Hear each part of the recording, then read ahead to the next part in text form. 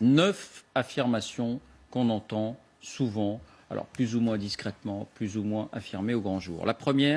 Les premières, elles concernent la transmission du virus. Le coronavirus peut se propager seul dans l'air.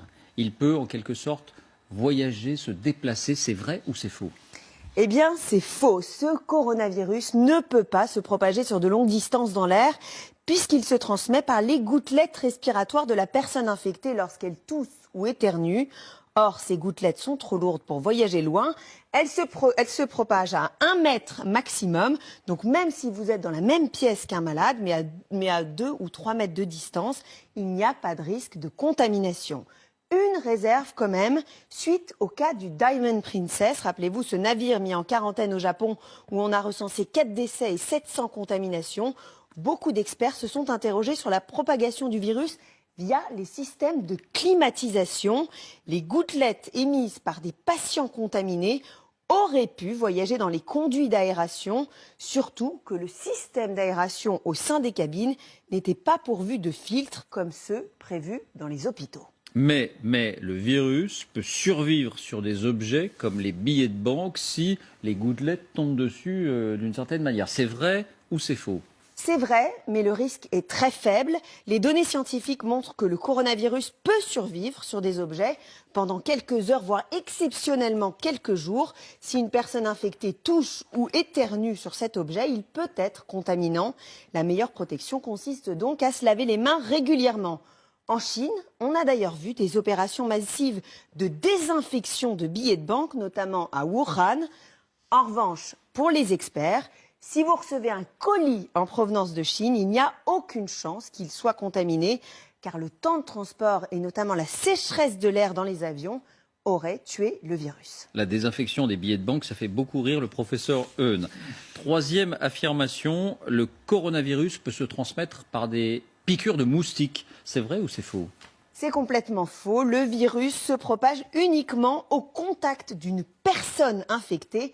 La transmission est interhumaine. Alors l'origine du virus maintenant, certaines personnes indiquent qu'il aurait été fabriqué intentionnellement dans un laboratoire aux États-Unis. C'est vrai que ça revient assez souvent. C'est vrai ou c'est faux? Alors voici le post qui a circulé sur les réseaux sociaux. On y lit, vous voyez, le coronavirus est un virus breveté américain qui arrive à expiration le 23 janvier 2020. Donc quoi de mieux que de lancer une épidémie pour vendre leur vaccin avant expiration? Eh bien c'est faux, c'est une fake news au relent complotiste. Ce nouveau coronavirus n'a pas été ni créé ni breveté aux États-Unis. Il existe bien un brevet, mais qui n'est pas consacré au virus actuel, mais à celui du SRAS, une autre souche de coronavirus qui avait provoqué plus de 700 décès en 2003. Deuxième fake news, et on s'en rend bien compte aujourd'hui, il n'existe aucun vaccin pour le Covid-19 qui sévit en ce moment. Bien, sur la gravité du virus, on entend beaucoup de choses aussi. Ce virus est très mortel, très létal. C'est vrai ou c'est faux? Faux. Pour l'instant, on compte 2700 décès en Chine et 77 504 contaminations, soit un taux de mortalité, si on le calcule, de 3,4%. Mais ce chiffre semble largement surestimé puisque tous les malades n'ont pas forcément été identifiés. La dernière étude chinoise du 21 février évoquait plutôt un taux de mortalité de 2,3%. C'est plus que la grippe saisonnière, 0,1%, mais beaucoup moins que l'épidémie de SRAS, 9,6%. Pour le ministre de la Santé, la grande majorité des cas sont sans gravité. Écoutez. On sait, 80% des formes sont des formes sans gravité.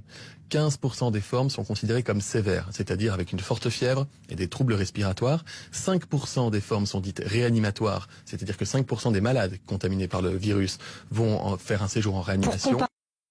Voilà, et j'ajoute qu'à l'instant, le bilan évolue en Italie. On est à 10 morts désormais. On était à 7 morts, on passe à 10 morts. Autre affirmation sur la gravité, seules les personnes âgées sont susceptibles de mourir de l'infection par ce virus. C'est vrai ou c'est faux? C'est faux, hein. Le coronavirus peut aussi tuer des personnes jeunes. C'est le cas, rappelez-vous, de Li Wenliang. Cet ophtalmologue a été tué par la maladie à 34 ans. C'était l'un des premiers lanceurs d'alerte de ce coronavirus à Wuhan, en Chine. On sait aussi que l'habitant de Codogno, Mattia, qui a propagé l'épidémie en Lombardie, n'avait que 38 ans et qu'il est dans un état grave en ce moment hospitalisés à Milan. Mais dans la grande majorité des cas, les victimes sont des personnes âgées, souvent atteintes d'autres pathologies. Chez les plus de 80 ans, le taux de létalité du coronavirus monte à 15%. À l'inverse, pour les moins de 39 ans, ce taux chute à 0,2%.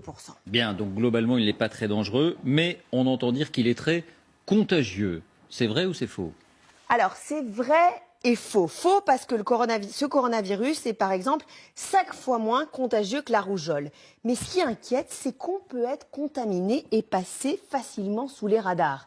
Pourquoi? Eh bien parce qu'il existe des personnes avec des formes très légères de la maladie, voire asymptomatiques, sans toux et sans température, qui peuvent transmettre le virus, d'autant que la période d'incubation du virus est longue. Elle est comprise entre 1 et 14 jours, période pendant laquelle le patient est contagieux, mais ne présente pas forcément les symptômes. Bien, 2 dernières questions sur la protection. Alors les masques, on a entendu tout et son contraire sur les masques. Au final, sont-ils efficaces? Oui, ils sont efficaces, on entend dire. C'est vrai ou c'est faux? C'est vrai, à condition de bien les choisir. Les masques en papier, type masques chirurgicaux, ne sont efficaces que pour les personnes malades et pour limiter la propagation du virus. En revanche, ils ne protègent pas les personnes saines. Pour se protéger, il faut des masques appelés FFP2. Comme celui-là, ils sont plus épais, plus filtrants.